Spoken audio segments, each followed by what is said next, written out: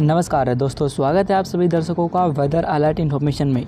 इस वीडियो में हम बात करने वाले हैं कि देश के राज्यों पर अगले 3 दिनों के दौरान किन भागों पर दक्षिण पश्चिम मानसून की मेहरबानी होगी और किन भागों पर वो अच्छी बारिश देगा।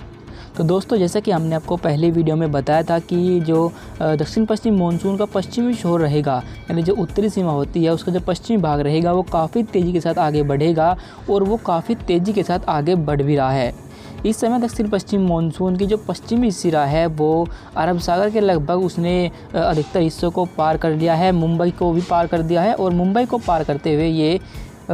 मध्य भारत के काफ़ी करीब और साथ ही साथ पूर्वी भारत पर उड़ीसा को पार करते हुए इसके पूर्वी सिरा अभी भी बिहार की सीमाओं पर बना हुआ है।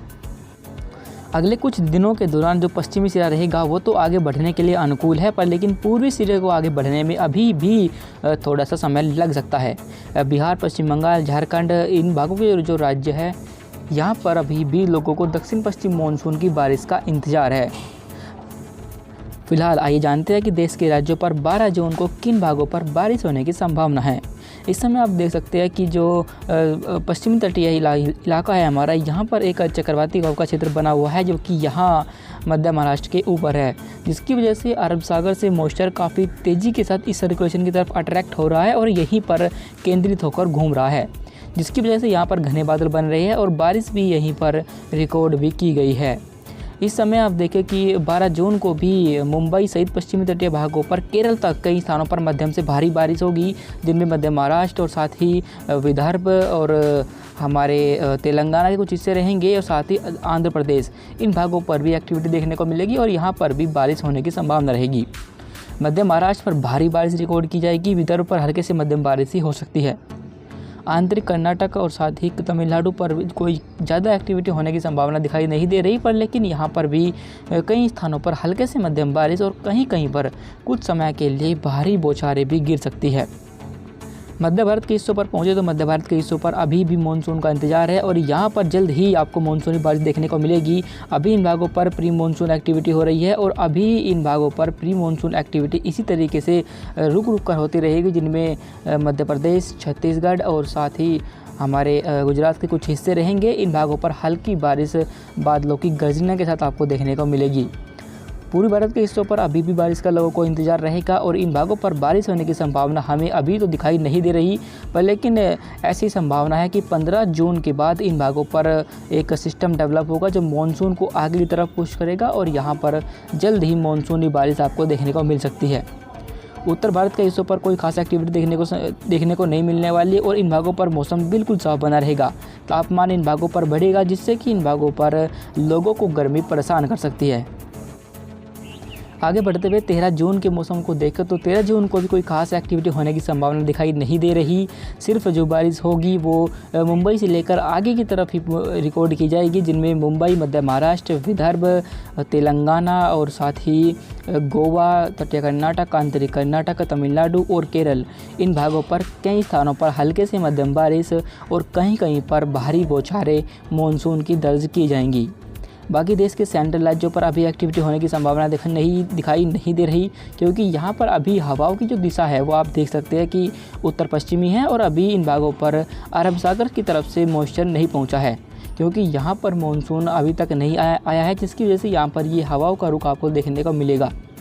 मध्य प्रदेश, गुजरात, छत्तीसगढ़ और साथ ही पश्चिम बंगाल, बिहार, झारखंड, उत्तर प्रदेश और दिल्ली, पंजाब और हरियाणा और राजस्थान, इन तमाम हिस्सों पर मौसम बिल्कुल साफ बना रहेगा, पर लेकिन मध्य प्रदेश पर कहीं कहीं पर हल्की प्री मानसून बारिश आपको देखने को मिलेगी। जम्मू कश्मीर पर हल्की बारिश होगी। हिमाचल प्रदेश और उत्तराखंड पर एक्टिविटी होने की संभावना दिखाई नहीं दे रही, इसलिए उन भागों पर मौसम बिल्कुल साफ बना रहेगा। अंत में पूर्वोत्तर भारत के हिस्सों पर पहुँचे तो पूर्वोत्तर भारत पर आप देख सकते हैं कि मॉइस्चर का फ्लो काफ़ी तेज़ी के साथ बंगाल की खाड़ी से यहाँ पहुँच रहा है, जिससे कि इन भागों पर बादल बनेंगे और अरुणाचल प्रदेश, असम, मेघालय, मणिपुर, मिजोरम और त्रिपुरा, इन सभी भागों पर आपको कई स्थानों पर मध्यम से भारी बारिश देखने को मिलेगी।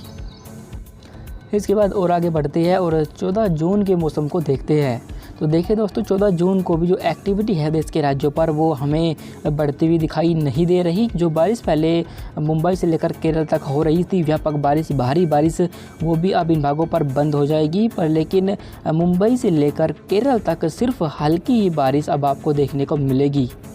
आंतरिक कर्नाटक, तटीय कर्नाटक और साथ ही विदर्भ के कुछ हिस्से, आंध्र प्रदेश और तमिलनाडु पर भी बारिश अब कम हो जाएगी और यहाँ भी हल्की ही बारिश आपको देखने को मिल सकती है।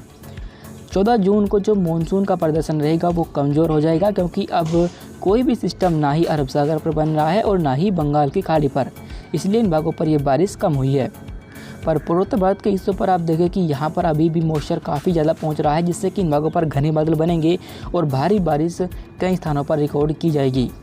उत्तर भारत पर पंजाब, हरियाणा, दिल्ली, उत्तर प्रदेश और साथ ही राजस्थान, इन भागों पर एक्टिविटी होने की संभावना दिखाई नहीं दे रही, इसलिए इन भागों पर भी मौसम साफ़ ही बना रहेगा। मध्य भारत के हिस्सों पर भी एक्टिविटी होने की संभावना नहीं है, पर सिर्फ कहीं कहीं पर बादलों की गर्जना होने और हल्की बारिश से हम इनकार नहीं कर सकते।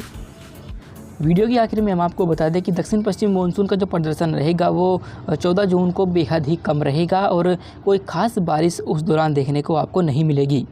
पर लेकिन उसके बाद जब एक सिस्टम बंगाल की खाड़ी पर डेवलप होगा और एक अरब सागर पर, तब मानसून का करंट ज़ोर पकड़ेगा और उस दौरान पूरी भारत पर भी भारी बारिश शुरू हो जाएगी और साथ ही देश के मध्य भारत के राज्यों पर भी दक्षिण पश्चिम मानसून की झमाझम बारिश आपको देखने को मिलेगी।